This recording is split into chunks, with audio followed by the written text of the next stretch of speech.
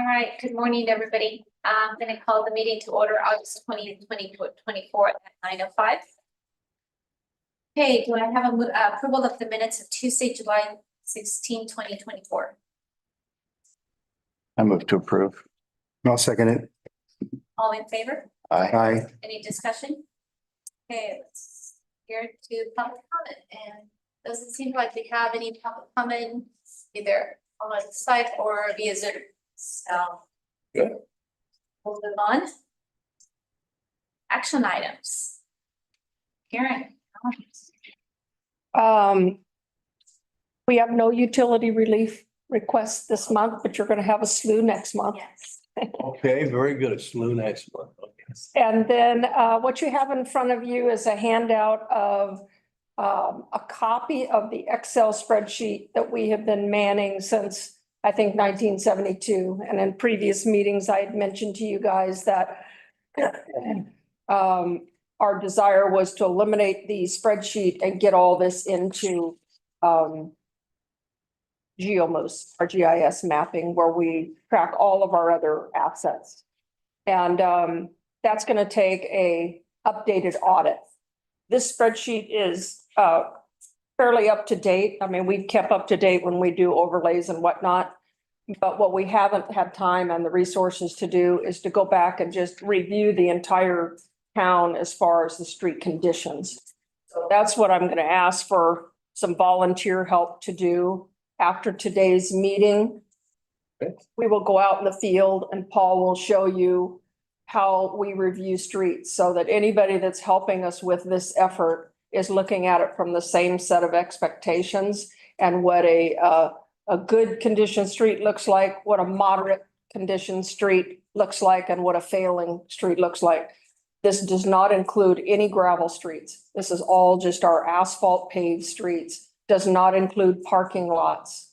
It's only the streets that vehicle traffic is on, and we handle parking lots separate from this, okay? So all this is the current streets, and we don't do any patch paving. It is block to block.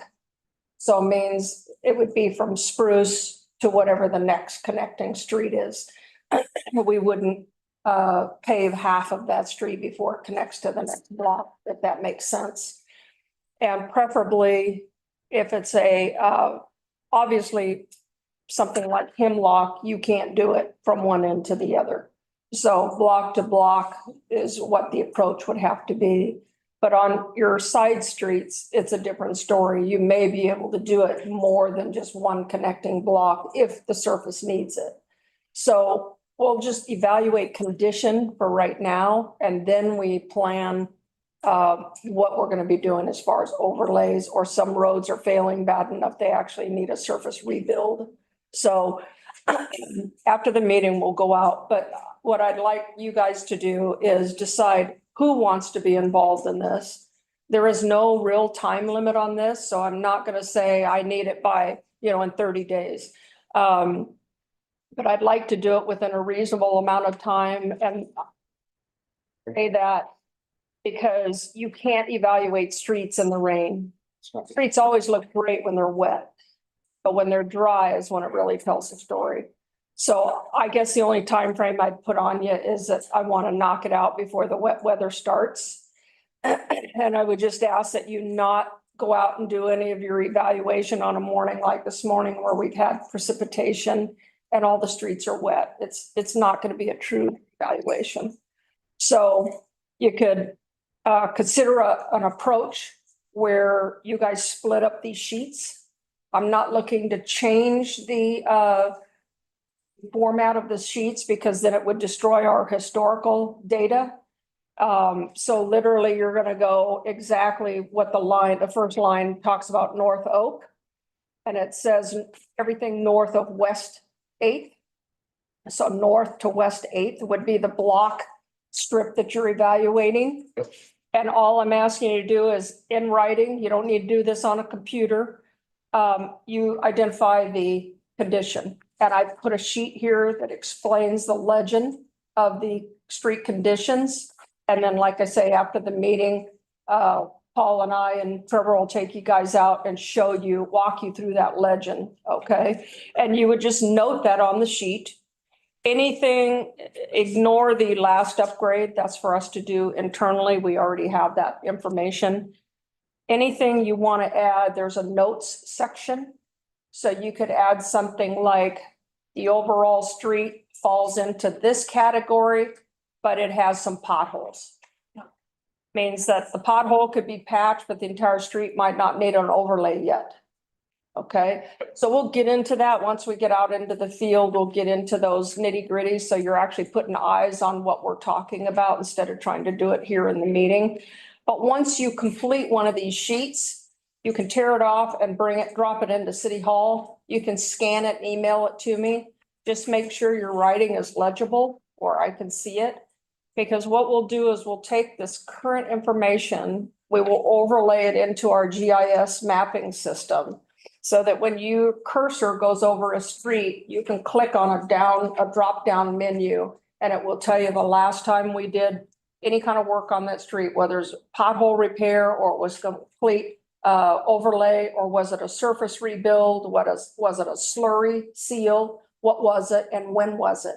So we have that historical data. All I'm looking for is you guys to tell me what it looks like today. So hypothetically, like with Janae, like, we would take certain areas here. Mhm. We would go out and scout after we've gone through with Paul as far as the criteria Yeah, and then return it to you. for us to upload. I'm working with our GIS company that manages our GIS system. And so what I do is I give her these in chunks. She doesn't want all this at once. It would take her forever to put it in. So we're going to be feeding it to her a bit at a time. And the concept is, the approach is to give her one of these sheets at a time. So if you guys were to take it and split a sheet, which I don't think there's enough of you. I mean, I would think that based on the number of sheets here, you guys should say, I'll take the first three, you take the second, and so on. Sorry, there's 218 of them. Yeah, do a complete sheet. And Maybe by area, like, I could be assigned to the north because Mhm. that's where I kind of live. well, these do go by area. If you Yeah. look at how it's laid out, it starts at the north and basically goes south. But then you've got Haystack Heights and so on and so forth. Yes. Get the idea. I do, yeah. Okay, and so you guys divvy it up however you think it works best for you guys. The important part is that you're looking at it with the same set of criteria and evaluation. Otherwise, the data just doesn't do us much good. And so historically, we've had one person do this, just so it's one set of eyes. It takes a long time. And so I am completely confident in this team that we have here that you guys can do this very effectively. Carolyn Probst used to do it with another helper, but it took a while to get through the whole town. Yeah. And she was doing it, she was hustling to take the time of the dry season. And that's closing in on us right now. So if we're gonna do this and hopefully during the winter, Tanya gets all this in for us. We gotta get started. I noticed on the list, there are some gravel streets that are listed here along with the paved. Do we want to mark those I or want you to just ignore the gravel streets. so don't even say gravel or Yeah, anything? because we're gonna handle that in a different way. Okay. Yeah, just focus on the surface, the asphalt. And if for some reason you catch a street in here that we have asphalted and it used to be gravel, correct it, note it. But I think we've gone through here, this is pretty up to date. I haven't done what we just did this year. But I've kept up with the previous years, but it's labor intensive. So this will be so much easier. So I agree. And then, approximately what percentage of the roads are paved? Just rough.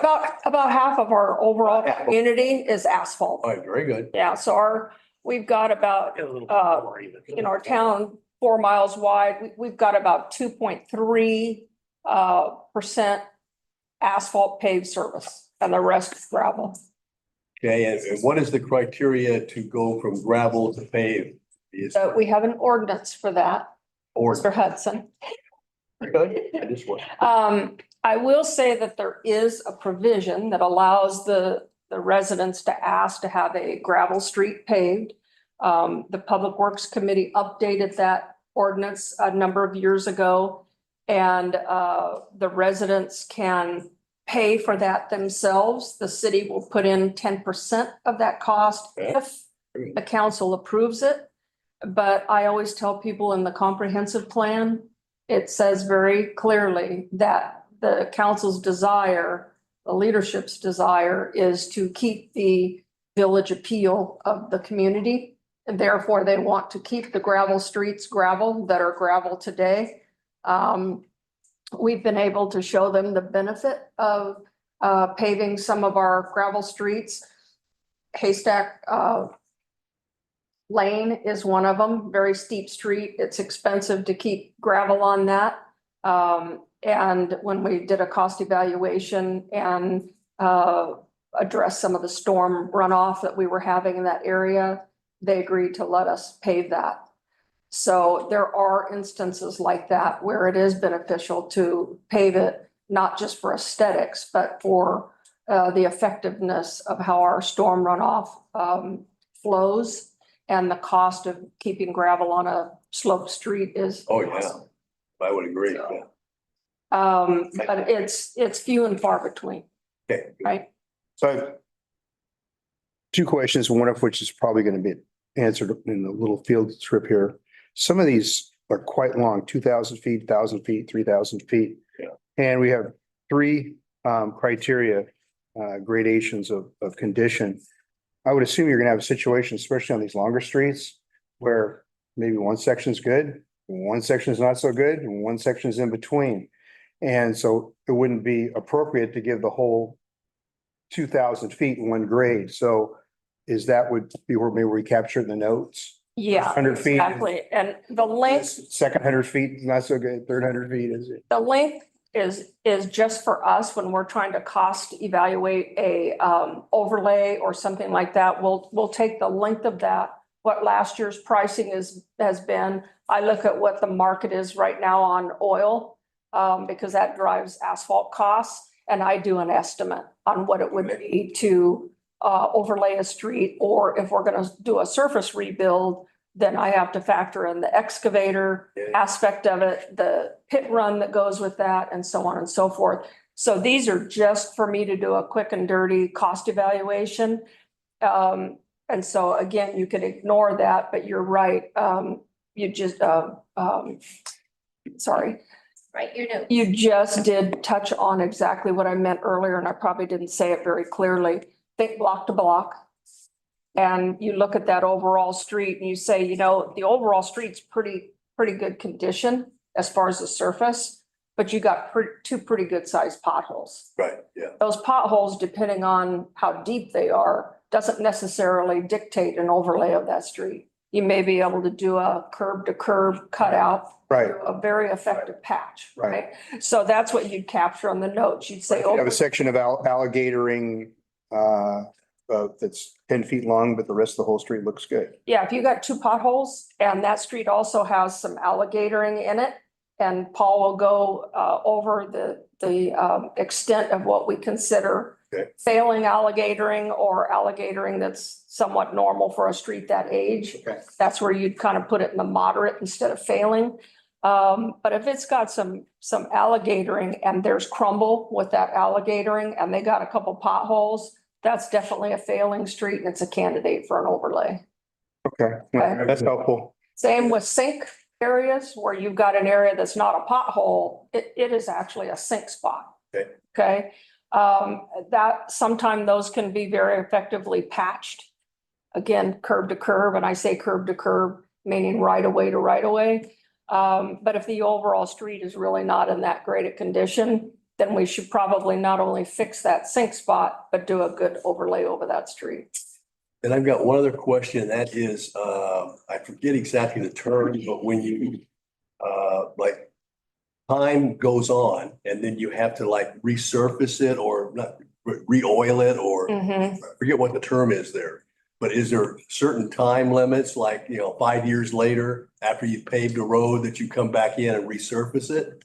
There's a rule of thumb in the industry, but it really depends on if it's one of your main arterial streets or if it's a side street, because it all is Correct. driven based on the amount of cars that are going it. But you guys know as well as I do, even some of our side streets are highly traveled because people that are local know how to cut across and avoid the insanity on the main streets in the summer, right? So they can get just as much travel as some of our main drag, spruce and hemlock and whatnot.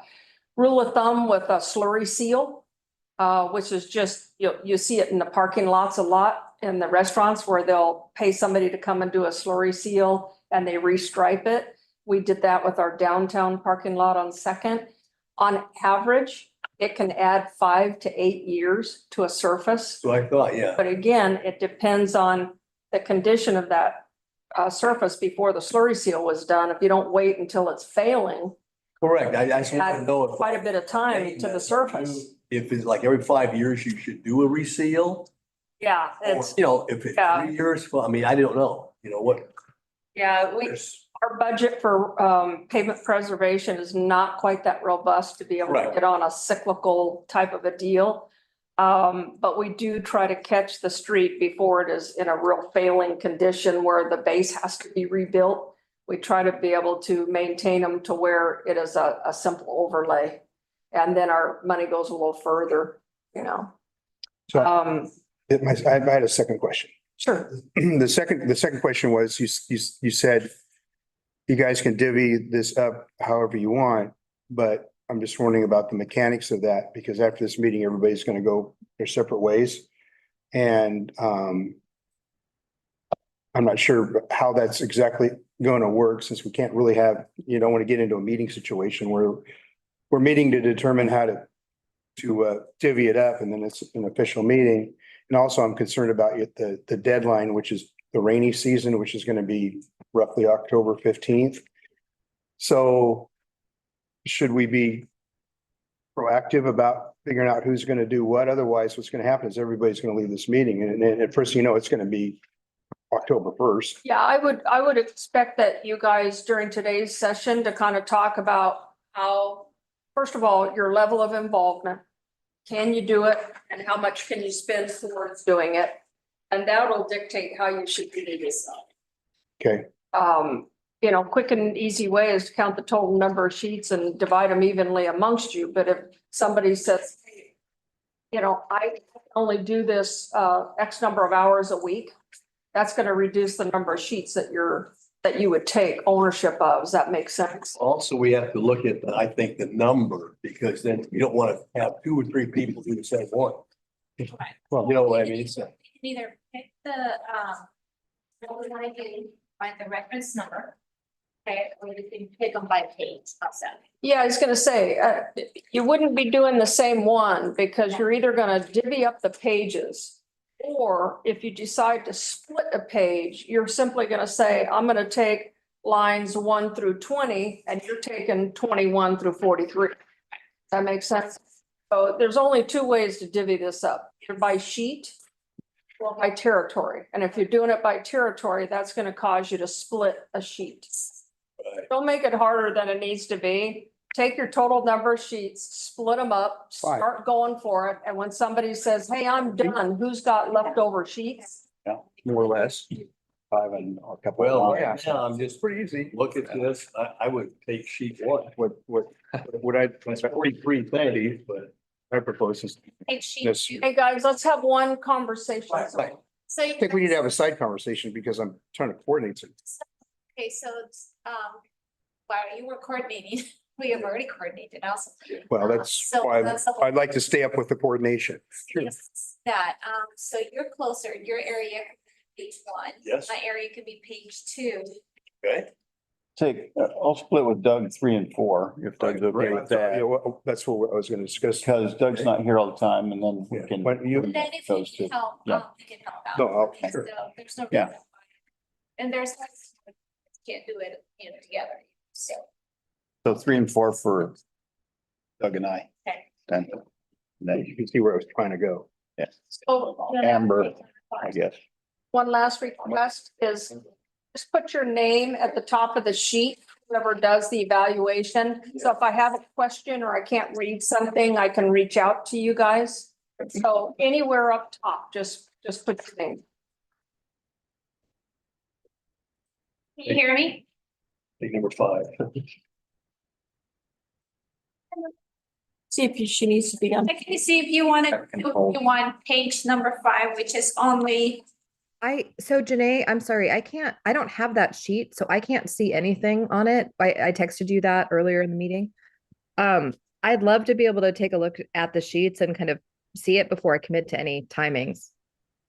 okay, so tell you what, why don't I drop this off and then. I have an extra copy and you Okay, can drop it I'll off. drop it off to you on my way home. Take a look at it and then you and I can work maybe on two. Okay, that sounds great. Thank you. Once you guys get it all ironed out, just shoot me an email and say, here's how we've divvied it up. Yes, And so if somebody forgets to put their name on the sheet, you know, I'll know based on your email. yeah, Amber and I will work. on The that. other thing is I want to make sure in the translation, since Amber's not going to be here with Paul to go over it, that the translation to Amber is, you know, accurate and tight. So, We'll talk about it. Good. yeah, because again, that's the only thing, you know, when it comes to data, it's Yes. crap in, crap out. So I want to make sure it's, you guys are all really looking at it with the same set of expectations. We'll work together, streets, Yeah. that way, whatever she sees, I see, and whatever Okay. I see, she sees. Yeah, this is gonna be. Do you Oh, think, Amber, that would be it? I couldn't hear you if you were talking to me, Janae. I'm sorry. So you and I will walk together a few streets, so we both can, you know, so you can see what I'm looking at and what I learned today. Yeah, that's fine. It doesn't sound complicated. I totally understand crap in, crap out, and we have to be on on the same page. Yeah, perfect. Thank you, you guys, for that. This sure. will be tremendous help for us. What?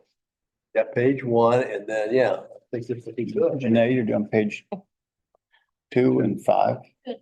and then 5, the ones on 6. Can we combine that with 5? Or I mean, can we, let's see, are there? I think this last one, there's 3 lines on the last one. So, Take 6. okay, I just didn't want to leave that one Yeah, hanging. It's got one big one. We're doing 4 and 5. Right. Yeah. Yeah. This is cool. Good project. Yeah, it'll, You know, like, you know, fresh eyes, you know. yeah, any questions, you guys just call my cell phone and I can either jump out and meet you or, we just talk about it over the phone, answer questions, whatever, until you guys gonna get your groove going. Okay. All right. That's all I got on road conditions. Okay, good. Excellent. Okay, so now we move on to public works status. Okay. Council approved the bid award for the construction start of phase 2 on the water resiliency project. So it went to a company called Tapani. We're going to be having our construction kickoff next week. And so we will start moving dirt on phase 2, which is great. And that's the phase, of course, that replaces all the lines from the springs to the plant, to the new tank and existing tank, all the way down to the public works yard where we will have our distribution point. So now we really feel like we're getting somewhere, you know? So phase 1, just as a reminder, is complete with the exception of the seismic valves arriving. That's been a material delay that we've been having to chase. Once they arrive, the only thing left to do is just install them and the small amount of electrical that goes with that. Everything else is done in that phase. So we're closing in on being able to wrap up phase 1. And Center Street beach access stairs are open, as you know. So that was a huge project and the guys, even our team helped the contractor get that wrapped up. So go walk down those stairs and enjoy them. That was a big project. We had a water leak over the weekend, near the, Sea Level Bakery. And water was shut off for a brief period of time while the guys made the repair. We're having quite a few of those just incrementally, around town where the water team's chasing quite a few, leaks that are appearing.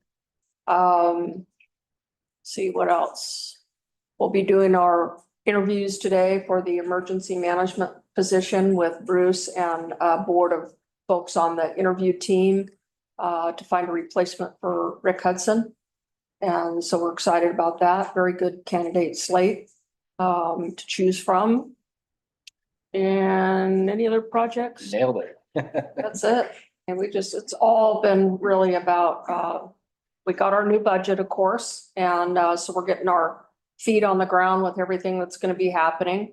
Midtown bathroom will start in October. So just a reminder of that. You'll see that area fenced off with a chain link fence so that the contractor can keep his materials on site and secure, and it doesn't create a safety issue for people in the area. There'll be some porta potties that sit out in the back like they usually do during the summer for overflow anyway. So that people still have bathroom facilities in Midtown.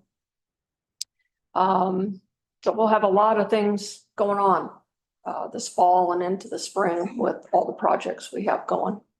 So you guys' help on this will be very much appreciated. So I think that's it. Very good. Questions for me about any projects?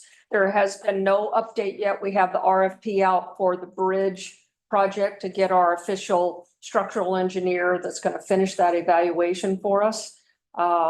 So we will hope to be awarding that to someone soon. I think that's it. Any other projects I've forgotten to update you guys on or questions about anything? Anybody? Amber? I don't think she can hear you. I don't want it. Maybe. Sorry, no, I can hear it. My screen was just buried to get off mute. I don't have any questions. Thank you. Okay, Well, very all good. right, well, thank you very much. Let's move on to the good of the order. Anybody has anything for the good of the order?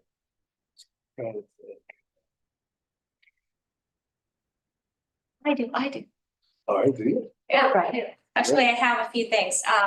So the CERT are training, we're having training this Saturday at Tango. So that's one of the trainings, how to triage and how to set up a tent. So you guys are welcome to, you come and train. You are supposed to train, so. Yes, I Gotta will be be there. that one. We also have, there's also opportunities like Stop the Bleed and those kind of things that the Halem Fire Department is doing. So if you guys are interested in that, please let me know as soon as possible so we can get you into that training. I think it's pretty important. We also have the concert that is on the 29th at the park, the city concert at the park. We are going to be providing a free hot dog if, we will have a free hot dog for the people to show up to the concert. So, and we'll have information about how to be a CERT or what CERT means. Right, so a lot of people do not know what CERT means, but Scott knows, right? Yes. What does it mean, Scott? Oh, Community Emergency Rescue Team. Community Response. emergency, Rescue. Response, isn't it?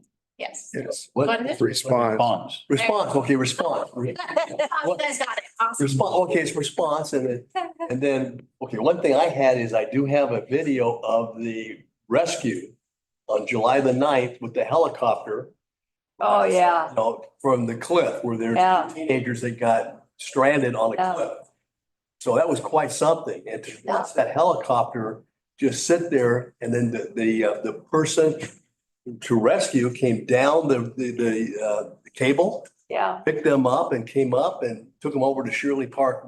yeah, And it was amazing. yeah. So you talk about. You really have to appreciate the helicopter pilot that Wow. can do that. It's amazing. I mean, just to Yeah. sit there while Those they were doing that. responders So are amazing. the response, Yeah. so, see, not rescue, response. Okay, that's fine. Yeah, because if you ever I have, was thinking rescue, we're rescuing. if you ever have to be on the other end of that cable and the pilot is not quite as skilled and it's spinning. It's not a great feeling. I would totally agree. Okay, so I think we're gonna adjourn this part of the meeting and we're gonna go on a field trip. Okay, right? Okay, right. Thank you very much.